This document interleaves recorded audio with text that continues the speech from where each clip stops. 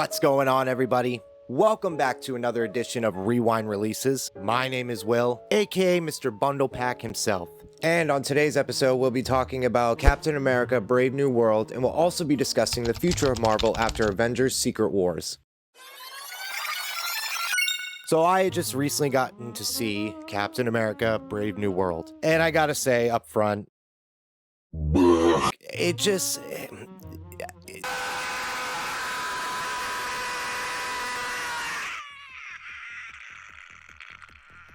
it's been 9 years since we've actually had a Captain America sequel. The amount of reshoots and rewrites that this movie has done, it's disappointing.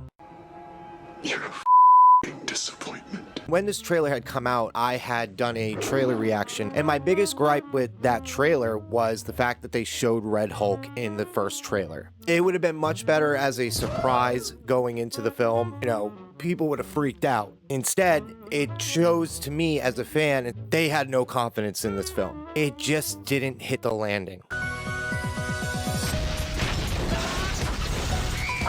And not to mention, oh my god, the leader just looked like a huge ball sack. When a guy goes into cold water and their balls shrivel up, that's what the leader's head looked like.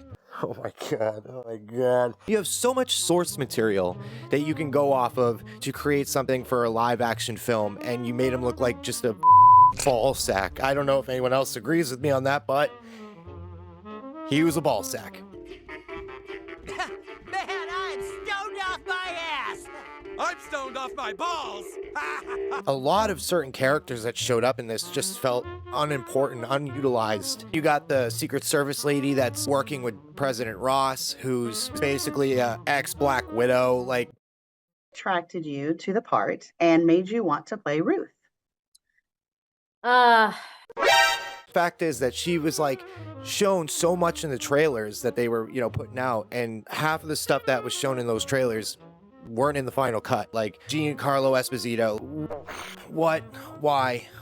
He barely shows up in the film. This was a character that was unnecessary. You could have written him out completely.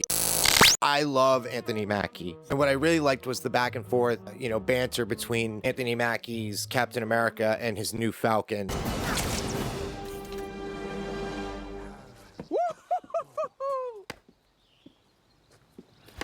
Damn.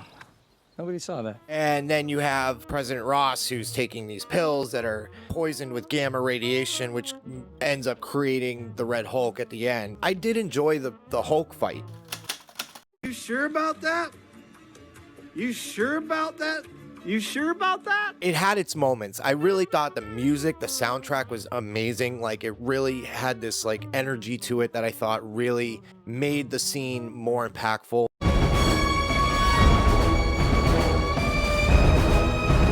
He has the cherry blossom or whatever, the pink blossom thingy-majiggy, whatever it is. It's kind of like, the sun's getting low, Natasha, Bruce Banner kind of situation. So I thought that was kind of neat. Neato is in there, like Neato.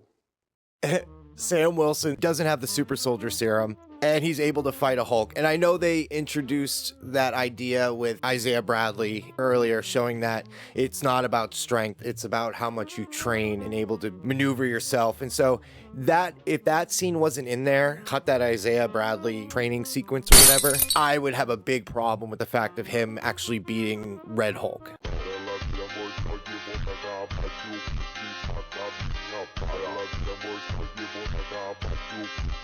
I don't know, there's just moments where Sam Wilson's getting thrown through buildings and getting pounded down by he's getting pounded down by Red Hulk. Bouncing off my booty cheeks, I love the way he rides. The fact that he's getting his rocked by Red Hulk and him surviving, it was moments of me just going, what? No, off. Either way, it just sounds like I'm nitpicking here, and I'm not trying to. I am happy that they kept him someone without powers. I think his character being just a regular human and always going out and constantly putting himself in danger, and if he had to take a super soldier serum by the very end to fight Red Hulk, I think it would have really undermined his whole character. Heroin, adrenaline.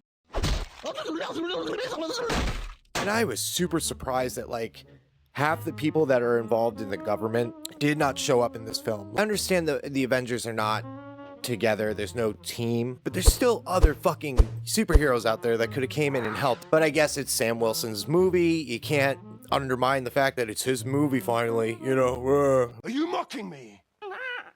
A lot of the aerial shots, I will say, were really my favorite. Even Bucky showed up in this, and he's going to be a congressman, I guess. But we already know from Thunderbolts Asterisk that he's going to get into office anyways, so it's no point even telling us that. But I guess it's supposed to show us that this underlining character build for him into Thunderbolts. Even the post-credit scene was just stupid.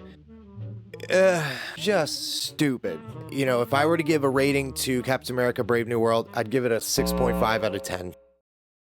You want me? Come and get me!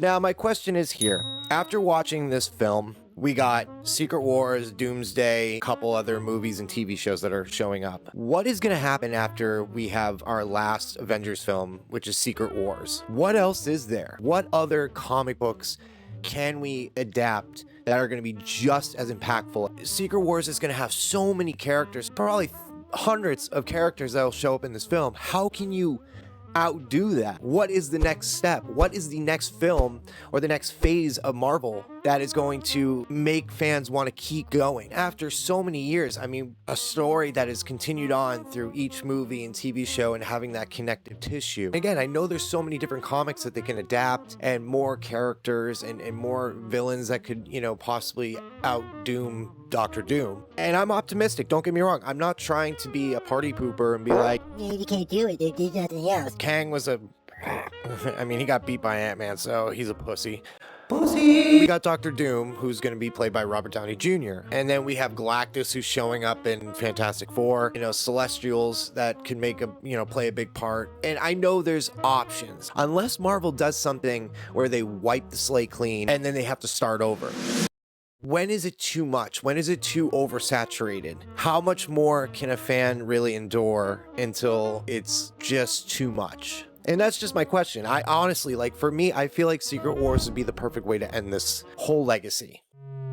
But hey, that's my review of Captain America Brave New World. Please comment down below and let me know what you guys thought of my review. And also, if you have seen Captain America Brave New World, tell me what you thought about it. Also, let me know what you guys think the future of Marvel will be after Avengers Secret Wars. And do you think Marvel should end its run with Secret Wars? Please make sure to like and subscribe. And also, please ding that little bell. Ding a ding ding ding ding ding ding. Hope to see you guys again soon. Have a good one. Bye-bye.